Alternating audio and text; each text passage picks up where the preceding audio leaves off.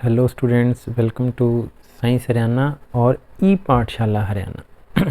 बच्चों, ई पाठशाला हरियाणा सभी सब्जेक्ट्स के लिए है और science Haryana specifically physics, chemistry और बायो के लिए है, मैथ के लिए है। ये दोनों यूट्यूब चैनल खास गवर्नमेंट स्कूल में पढ़ने वाले बच्चों के लिए, हिंदी मीडियम बच्चों के लिए हैं। जैसा कि कल हमारा सेट एग्ज़ाम है फिज़िक्स का, 20 नंबर का आना है, 5 MCQs आएंगे, तो एक प्रैक्टिस पेपर बनाया है बच्चों। आइए वो प्रैक्टिस पेपर करके देखते हैं, काफ़ी फ़ायदा मिलने वाला है इसका आपको बच्चों। इससे मिलते जुलते क्वेश्चन हो सकते हैं आपको एग्ज़ाम में मिले। तो इनमें से सबसे वीकेस्ट फोर्स कौन सा है? बच्चों, नेचर के अंदर 4 तरह के फोर्स हैं, ग्रेविटेशनल, न्यूक्लियर, इलेक्ट्रोमैग्नेटिक और वीक फोर्स। तो इनमें सबसे वीक फोर्स है बच्चों ग्रेविटेशनल का फोर्स। इंटरेस्टिंग है ना।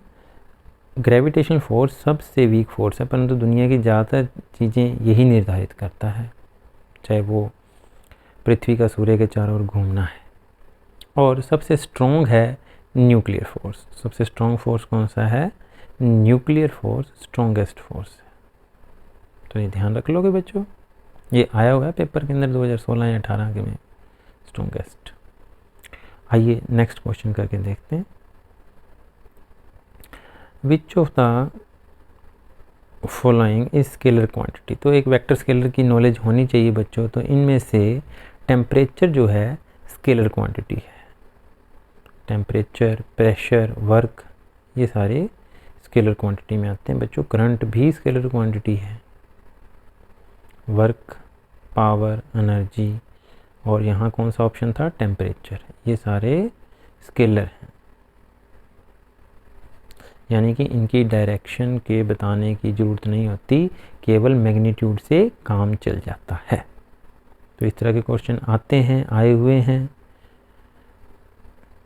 अगला क्वेश्चन देखो, सिग्निफिकेंट फिगर बताएं 2.500 के अंदर। तो 2.50 में सिग्निफिकेंट फिगर नंबर हैं 4।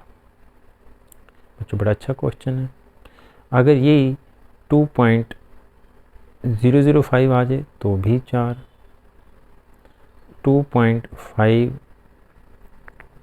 आ जाए तो 2, 0.5 आ जाए तो भी 2, 0.005 तो कितने सिग्निफिकेंट फिगर हो गए? तो इस स्थिति में एक सिग्निफिकेंट फिगर होगा बच्चों। तो इस प्रकार से सिग्निफिकेंट फिगर का एक क्वेश्चन आ सकता है, बहुत उम्मीद है, करके देखना बच्चों। तो अगला क्वेश्चन है slope of velocity time graph. Velocity time graph की स्लोप क्या बताती है? ये बच्चों, ये वेलोसिटी इधर वाई एक्सिस की रो, एक्स एक्सिस की रो टाइम, तो ये हो गया ग्राफ। इसकी जो स्लोप है वो होता है वाई बाय एक्स। तो वाई के लॉन्ग वेलोसिटी है और एक्स एक्सिस के लॉन्ग टाइम। तो वी बाई टी क्या होता है? वो तो एक्सेलरेशन होता है। तो इसलिए इस ग्राफ की जो स्लोप है वो हमें क्या बताती है? एक्सेलरेशन। ऑप्शन बी ठीक है बच्चों। अगर कोई पूछ ले कि इसी ग्राफ का area under we T graph क्या होता है? Area under we T graph बड़ी ज़रूरी बात है बच्चों। एरिया अगर हमें को बताने के लिए कहे इसी ग्राफ का, तो वो बराबर होता है डिस्टेंस ट्रेवल्ड के। एरिया जो होता है वो डिस्टेंस, वैसे अगर वेलोसिटी टाइम है तो डिस्प्लेसमेंट होगा, अगर स्पीड टाइम है तो डिस्टेंस होगा। ये बात ध्यान रखनी। Area under we T graph distance देता है। तो बच्चों ये 20 क्वेश्चन जरूर हैं, बट तो साथ साथ 2-2 क्वेश्चन और एक्स्ट्रा बता रहा हूँ, तो ये 40-50 क्वेश्चन बन जाएंगे, बहुत काम आएंगे आपके। Work done by friction is always. तो वर्क डन बाय फ्रिक्शन का फोर्स जो होता है हमेशा नेगेटिव होता है बच्चों। क्यों? क्योंकि फ्रिक्शन का फोर्स हमेशा हमारे द्वारा लगाया या मोशन ऑफ बॉडी को अपोज करता है। फ्रिक्शन इस तरफ लगेगा, मान लो बॉडी इस तरफ जा रही है, तो इनके बीच में एंगल हो जाएगा 180 डिग्री। और कोस 180 डिग्री जो होता है -1 होता है, क्योंकि वर्क डन क्या होता है? F S cos theta. Work done क्या होता है? F S cos theta. Cos theta 180 है तो -1 होता है, इसलिए work done by friction is always negative. तो ऑप्शन बी। डायमेंशन फार्मूला एक का लिखना आ सकता है किसी का। डायमेंशन पे बहुत अच्छे क्वेश्चन आएंगे जरूर आएंगे। तो फॉर्मूला फॉर फोर्स क्या हो जाएगा, mLT-2, क्योंकि मास इंटू एक्सेलेरेशन है, एक्सेलेरेशन का जो है LT-2 होता है। तो कंजर्वेटिव और नॉन कंजर्वेटिव फोर्सेस क्या होते हैं और वर्क डन में कैसे, तो कहते हैं फोर्स ऑफ फ्रिक्शन इसका एग्जांपल है नॉन कंजर्वेटिव फोर्स का है, क्योंकि उसमें वर्क डन पाथ पे डिपेंड करता है। अगर जैसे ग्रेविटी है उसमें वर्क डन पाथ पे डिपेंड नहीं करता, तो वो कंजर्वेटिव फोर्स है। परफेक्टली इलास्टिक कोलिजन के लिए coefficient substitution is equal to होता है 1, और परफेक्टली इनइलास्टिक के लिए E0 होता है, क्योंकि जो है परफेक्टली इलास्टिक कोलिजन में मोमेंटम, काइनेटिक एनर्जी और टोटल एनर्जी तीनों क्या रहते हैं, कंजर्व रहते हैं।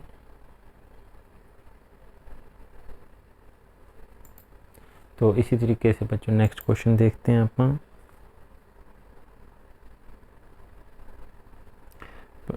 एक क्वेश्चन कोलिजन का आ सकता है, ये रबड़ को हटाओ, आगे चलो। इनर्शिया किसी ऑब्जेक्ट का किस पे डिपेंड करता है? इनर्शिया जो होता है किसी भी ऑब्जेक्ट का हमेशा सिर्फ और सिर्फ मास पे डिपेंड करता है, ओनली मास ऑफ ऑब्जेक्ट। तो मास जितना ज़्यादा होगा इनर्शिया भी उसका उतना ही ज़्यादा होगा। तो ये बात याद रखना बच्चों, एक कार को रोकना या चलाना मुश्किल होगा क्योंकि उसका मास ज़्यादा है की बजाय साइकिल के, क्योंकि साइकिल का जो है इनर्शिया कार के मुकाबले कम होता है। अगला क्वेश्चन देखते हैं। रबड़ से पहले इसको रब कर लें, रबड़ को हटाओ।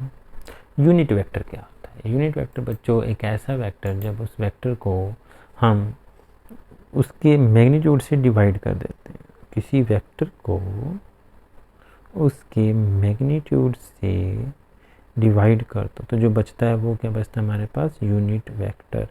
यूनिट वेक्टर का मैग्नीट्यूड क्या होता है, वो होता है 1, मैग्नीट्यूड 1 होता है, और डायरेक्शन वही होती है जो ओरिजिनल वेक्टर की खुद की होती है।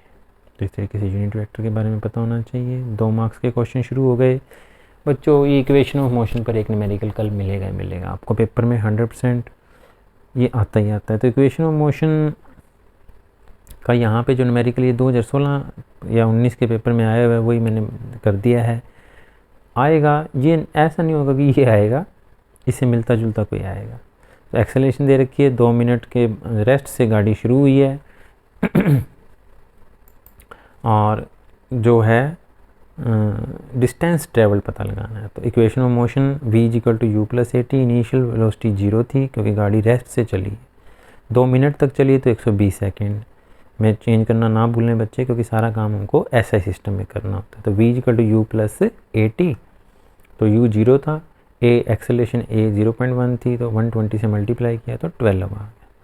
2 नंबर के क्वेश्चन के अंदर ही चलो मैंने कह दी डिस्टेंस पता लगाओ। तो डिस्टेंस के लिए कौन सा फार्मूला है हमारा, s = ut + ½ at²। तो ut तो 0 हो गया क्योंकि u 0 था, हाफ इंटू एक्सेलरेशन 0.1, t का स्क्वायर हो गया 120 का स्क्वायर, तो सोल्व करके आ गया 720 मीटर। क्वेश्चन नंबर 12, क्रिकेटर अपना हाथ पीछे की ओर क्यों लेता है वाइल कैचिंग द बॉल? तो इसमें क्या होता है बच्चों, ताकि बॉडी का इम्पल्स जो है, इम्पल्सिव फोर्स कम हो सके, ऐसा करके वो क्या करता है, सेम चेंज इन मोमेंटम के लिए टाइम ऑफ इम्पैक्ट बढ़ा देता है। 2 चीज़ों की बात हो रही है बच्चों, इम्पल्स के लिए इम्पल्स होता है change in momentum, change in momentum तो उतना ही रखा, लेकिन वो किसकी प्रोडक्ट होता है, force into time of impact. अगर हमने डेल्टा टी बढ़ा दिया for the same change in momentum, force को कम होना पड़ेगा। तो ऐसा किस लिए करता है वो, ताकि फोर्स कम हो सके। ठीक है बच्चों, नेक्स्ट क्वेश्चन देखते हैं हम। काइनेटिक एनर्जी और पोटेंशियल एनर्जी में अंतर। तो काइनेटिक एनर्जी जो होती है वो क्या होती है, किसी ऑब्जेक्ट में उसके मोशन के कारण जो एनर्जी होती है, चलती चीज़ के पास काइनेटिक एनर्जी होती है। और पोटेंशियल एनर्जी क्या होती है, कोई चीज़ खिंची हुई है, दबी हुई है, किसी हाइट पर पड़ी है, उसके कारण जो उसके अंदर एनर्जी है वो कौन सी एनर्जी होती है, हमारी पोटेंशियल एनर्जी। काइनेटिक एनर्जी का जनरल फार्मूला हम क्या बात करते हैं, ½ mv²।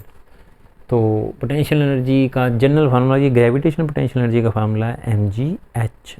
एग्जांपल बता देना। एग्जांपल क्या है हमारे पास, ग्रेविटेशनल पोटेंशियल काइनेटिक एनर्जी का है, साइकिल चल रहा हो, कोई कार चल रही हो, तो ये किसके एग्जांपल हैं, काइनेटिक एनर्जी के। पोटेंशियल एनर्जी का एग्जांपल क्या है, कोई स्प्रिंग खींच रखा हो, वो एग्जांपल हो गया पोटेंशियल एनर्जी का।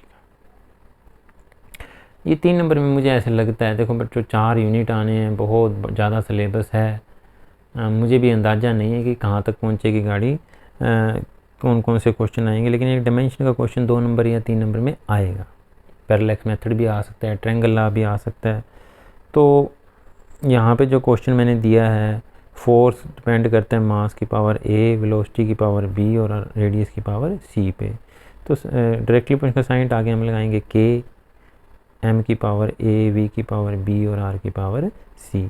तो सभी की डिमेंशन पुट कर देंगे। फोर्स की डिमेंशन है mL-t-2, k की कोई डिमेंशन नहीं, मास की डिमेंशन m की पावर a, वेलोसिटी की डिमेंशन L-t-1 की पावर b, और रेडियस एक तरह की लेंथ ही होती है, तो लेंथ की पावर c। ये क्वेश्चन करके दे रखा है मैंने, तो पावर्स पुट कर दी, उसके बाद थोड़ा सा सोल्व कर लिया अलजेब्रिकली। तो कंपेयर करेंगे जब दोनों तरफ पावर, तो a बराबर तो आ गया 1, और जब आप l की पावर t की पावर -b है, इधर -2 है, तो वो कंपेयर करके आ गया 2, b आ गया 2, लेकिन b + c = 1 है, तो c बराबर, c की वैल्यू जब अपने को निकालनी होगी तो b उधर आ जाएगा, 1 - 2 -1, तो mv²/r। तो बच्चों साइंस हरियाणा चैनल और ई पाठशाला हरियाणा चैनल सब्सक्राइब कर लें, ताकि ऐसे वीडियोस आप मिस ना करें। थैंक यू बच्चों।